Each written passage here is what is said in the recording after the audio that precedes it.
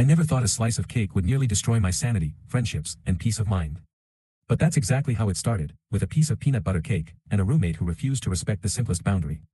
At 24, I had built my life around structure. Not because I was uptight, but because it kept me sane. My apartment was my safe place, my sanctuary. 2 bedrooms, 1 shared space, and a very clear rule: separate mini fridges. No sharing, no sneaking, no exceptions. I even labeled everything. It wasn't about control, it was about trust. Riley Park was meticulous, perhaps too meticulous, but it was what allowed him to thrive. At 24, he'd already built a comfortable life with routines and clear boundaries. When he moved into the 2-bedroom second-floor apartment in downtown, he proudly set up a small kitchen system. Each tenant would have a separate mini fridge, and groceries were do-not-touch territory. It was his pride. His carefully curated order. When Josh Henderson, 26, moved in 6 months later, Riley thought his plan was solid. Josh seemed great, fun, easygoing, and someone Riley had known from mutual friends. They cemented the fridge agreement: no sharing, Riley emphasized. Josh agreed enthusiastically, nodding and joking that his lunch might as well glow behind the mini fridge door. Josh's allergic reaction happened fast and furious. Riley remembers receiving the frantic text: emergency. Call ambulance. His heart dropped.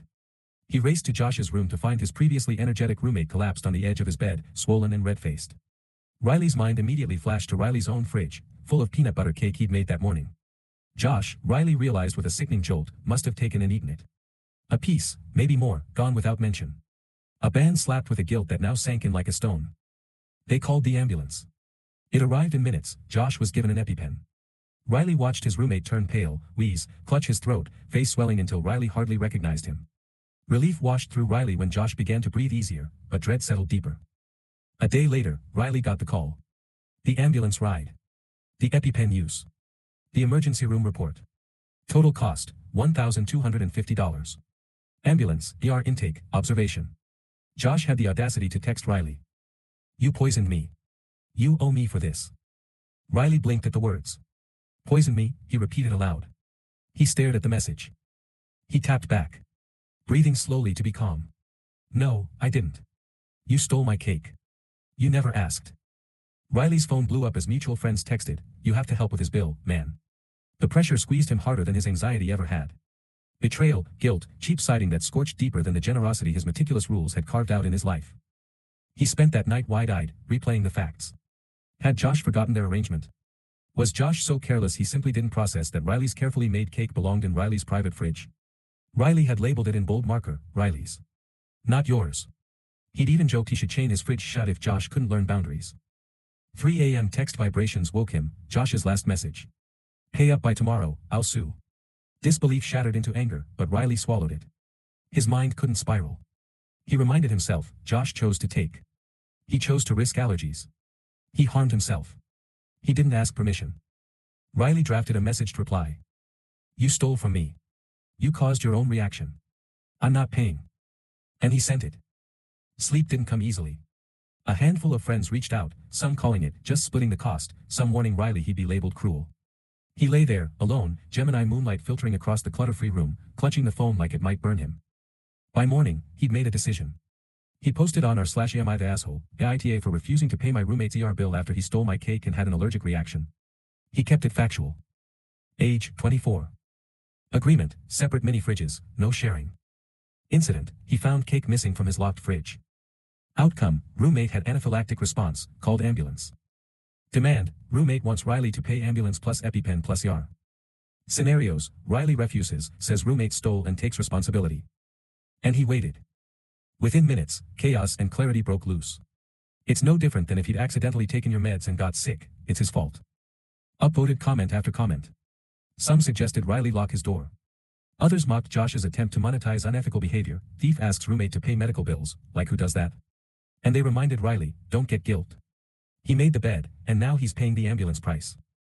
Inside his head, Riley felt steadier.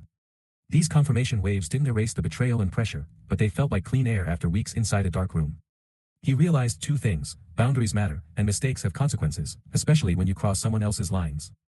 Now, as he hit post and stared at the glowing score tick upward, the Reddit verdict was clear. He wasn't the asshole. But in the shadows behind that verdict, he wondered, how long would Josh stay?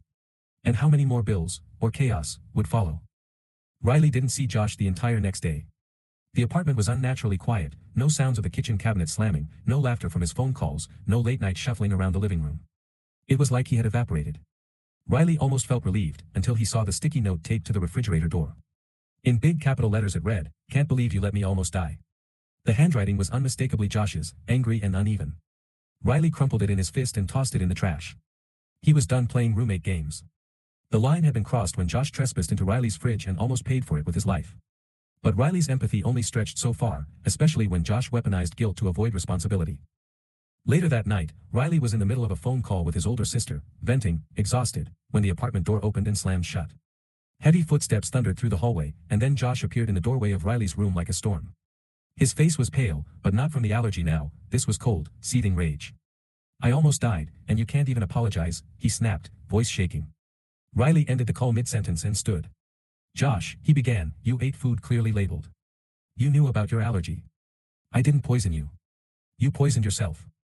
Josh scoffed, arms flailing like he couldn't believe what he was hearing. "You think this is a joke? That ambulance bill is more than my monthly rent." Riley raised an eyebrow. "Then maybe you shouldn't have stolen food you knew could kill you." Josh stared at him, and for a second, Riley thought he might throw a punch. Instead, Josh turned around and stormed off, yelling, "Everyone's going to know what kind of heartless freak you are." Riley stood in the silence that followed, his heart hammering, not out of fear, but because of the sheer absurdity of it all. He'd opened his home to a guy who couldn't follow the simplest boundary, and now he was the villain. The next day, Riley woke up to find his name slandered across every mutual friends group chat. Screenshots Josh had sent, selectively edited, of course, showed only Riley refusing to pay, not the whole story about the allergy, the fridge, the theft. One message said, "Bro, I get you're mad, but Josh almost died. Don't be a monster." Another added, "Didn't you always say you're about helping people? This ain't it." It felt like being tried in a courtroom where the judge already hated him. He typed out a long explanation. He attached photos of the fridge, the cake with the Riley-only label, the text messages where Josh admitted eating it because it looked good. He sent it all to the group chat. The backlash didn't vanish, but some of it softened. One friend messaged privately, "Damn. That's wild. I didn't know he just took it without asking." Another simply said, "You're not wrong, but this is getting messy." Messy wasn't the half of it. A week later, Riley came home to find one of his houseplants knocked over, soil scattered across the floor. In the kitchen, a drawer had been left half open with utensils missing. At first, he thought maybe it was just clumsiness. Then he realized his laptop was gone. His stomach dropped. His hands started shaking. He checked his bedroom, everything else seemed intact, but the laptop. It had been on the dining table earlier that day. He texted Josh immediately. No reply. He waited an hour. Still nothing. Then Riley made a decision he never thought he would have to, he called the police and filed a report. It was terrifying, and he hated every second of it, but he couldn't let himself be bullied in his own home anymore. When the police showed up and took the report, they said the laptop might turn up at local pawn shops. Riley was too exhausted to care, he just wanted Josh gone. He gave them Josh's full name, their roommate agreement, even the Reddit post for context. The officer raised an eyebrow and said, "This guy sounds like a walking red flag." Riley wished that comment made him feel better. It didn't. The final straw came the following morning. Riley walked into the bathroom to find the mirror cracked, toothpaste smeared like graffiti across the sink. And in the foggy glass, someone had written, "Rat," using what looked like shampoo. That was it. Riley packed Josh's remaining things, whatever was left in the common areas, into a box and left it by the front door. He texted Josh, "You're officially evicted. The lease is in my name. You've got 72 hours. He expected more drama.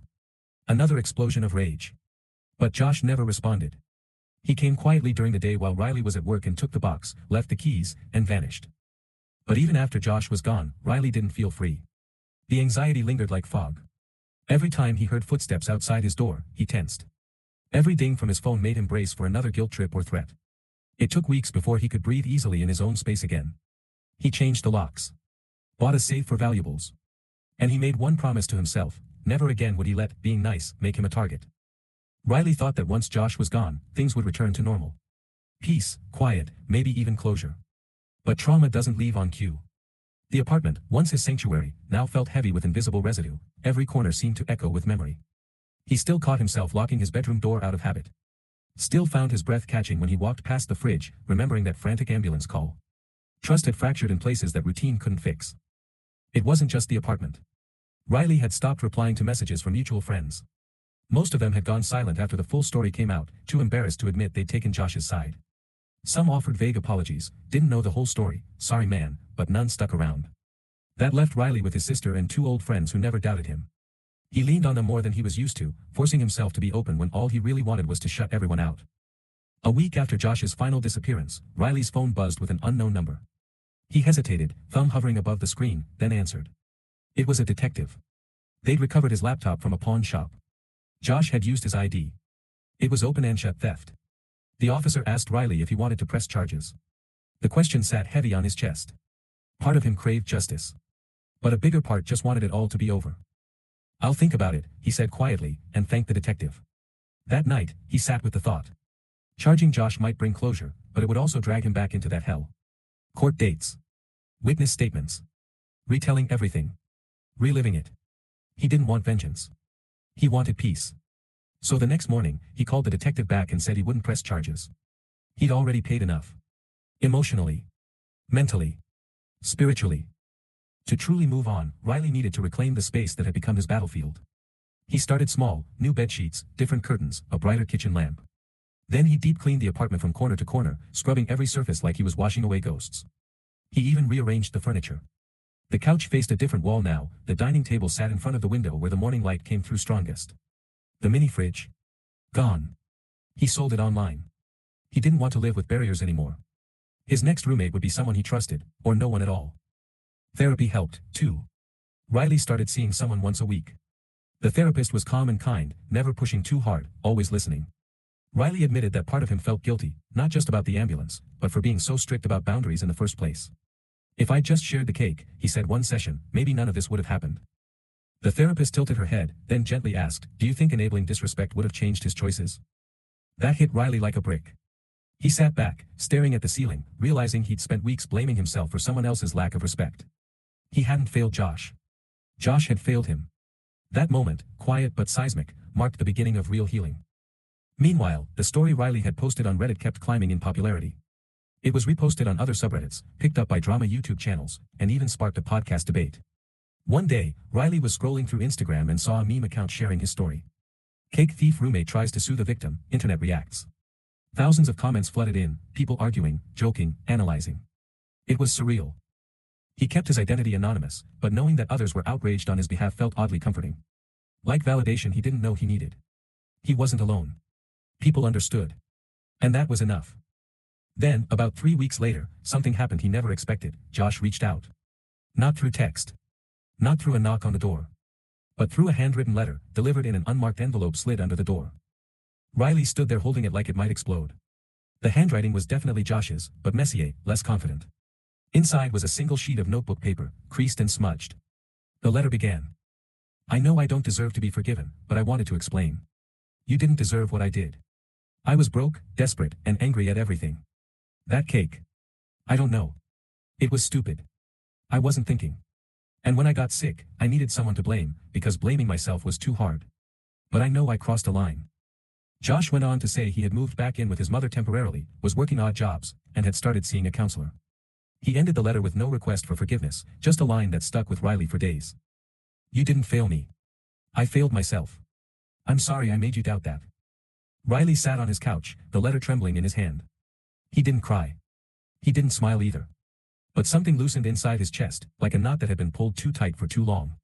Forgiveness didn't mean letting someone back in. It just meant letting yourself go free. He didn't write back. He didn't need to. The seasons began to change. Summer faded into fall, and with it, the weight Riley had carried started to lift. Life didn't reset overnight, but there was a quiet strength in how he began piecing things back together, this time on his own terms.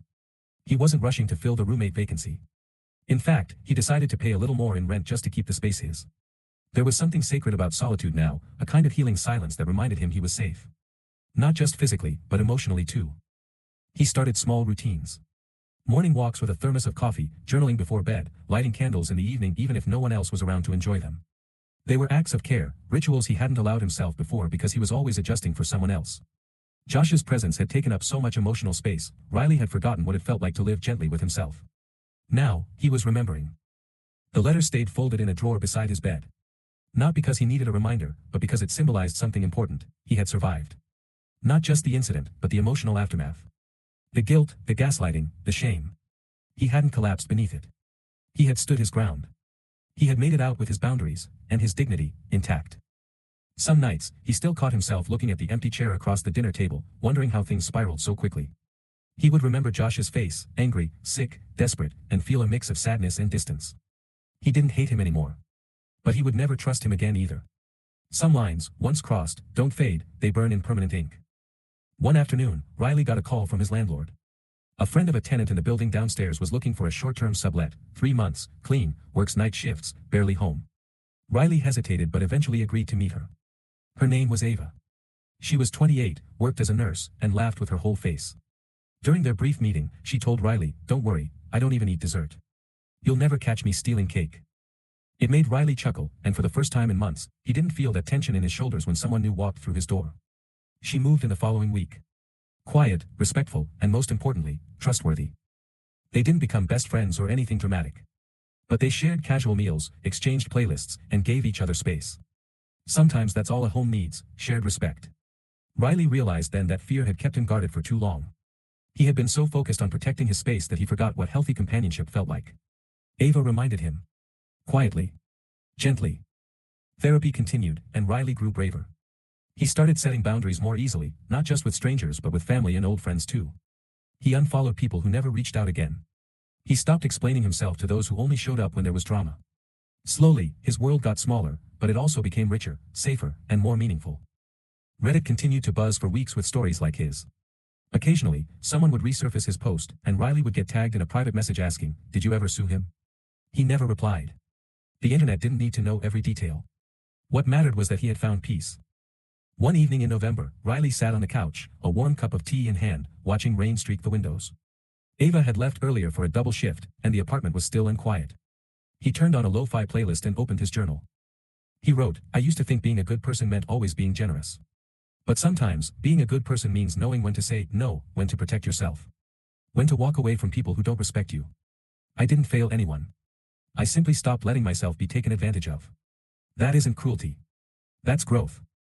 He closed the journal and smiled to himself. Outside, the rain fell heavier now, but inside, the world was soft and still. No shouting. No accusations. No betrayal. Just Riley, finally whole again. And this time, he knew he would never let anyone take that away from him.